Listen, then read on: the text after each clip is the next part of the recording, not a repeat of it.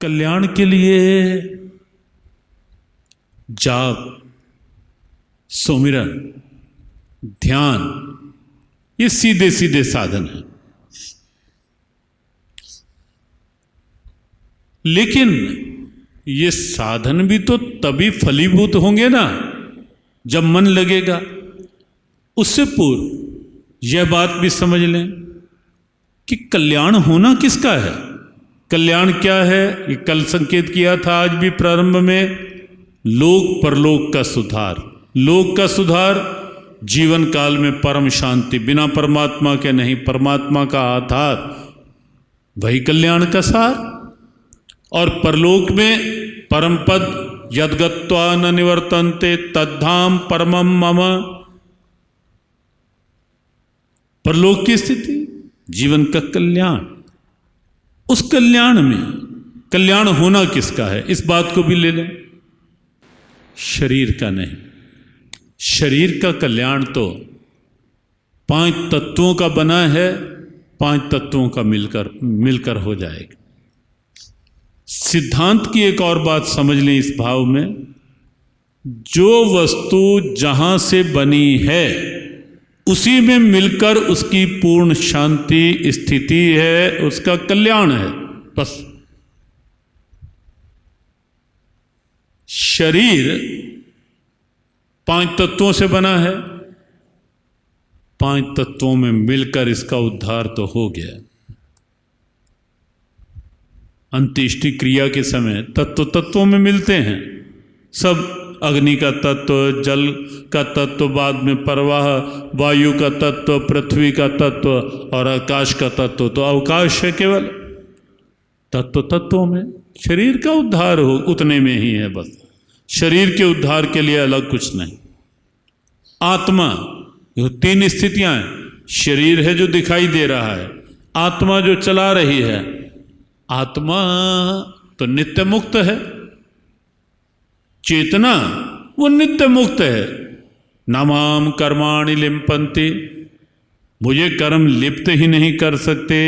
4 अध्याय का 14वां श्लोक। ढेरों प्रमाण हैं गीता में इसके। ईश्वर को कर्म लिप्त नहीं करते, वो अतीत सत्ता है। आत्मा नित्य मुक्त है, उसके उद्धार की कोई स्थिति बात ही नहीं। उद्धार किसका?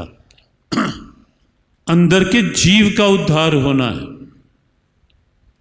उससे पहले थोड़ा यह भी सोच लें, बंधन में आता कौन है? जीव। कौन सा जीव? वही जीव जो नींद के समय सपनों की दुनिया में कौन लेकर जाता है?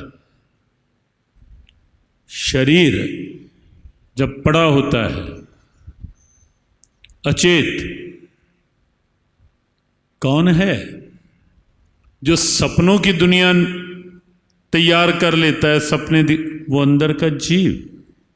ध्यान में बैठते हैं, कौन है जो स्थिर नहीं होने देता? अंदर का जीव।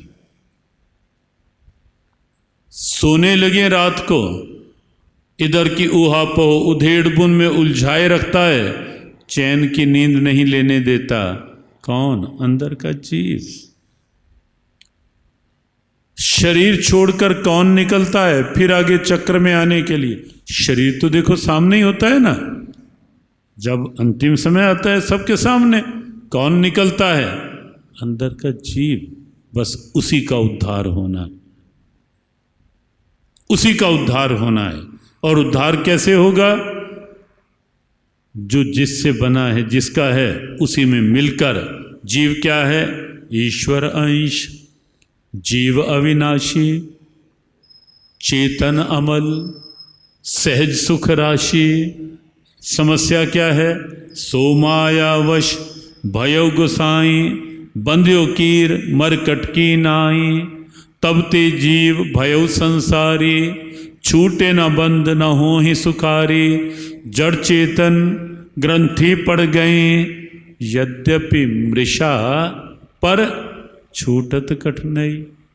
ये चक्र मानसकार ने बिल्कुल एक वैचारिक चित्र खींचा जीव का। जीव क्या है?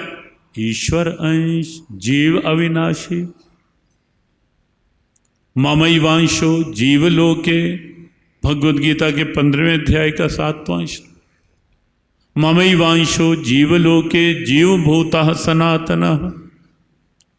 ये जीव तो मेरा अंश है पार्थ। जीव ईश्वर का अंश है तो बात सीधी हो गई। जो वस्तु जिससे बनी है उससे मिलकर ही उद्धार होगा। जीव ईश्वर का अंश है, उद्धार जीव का होना है, कल्याण जीव का होना है। बिना ईश्वर से मिले इस जीव का उद्धार हो ही नहीं सकता। सीधी सीधी सार की बात। और इसीलिए जो जीवन में ये कहा जाता है, ये प्रश्न आज दिन में भी था, गुरु की आवश्यकता। वो केवल इतना, गुरु तत्व क्या है? केवल इतना कि माया में उलझे रहे, उलझने जा रहे या उलझते चले जा रहे जीव को उसकी वास्तविकता की याद दिलाना, और केवल दिलाना नहीं, दिलाते रहना, दिलाते रहना कि भाई ये जीव ईश्वर का अंश है। बिना उसका सुमिरन किए, बिना उसका भजन किए, बिना उसमें लगे कल्याण संभव ही नहीं है।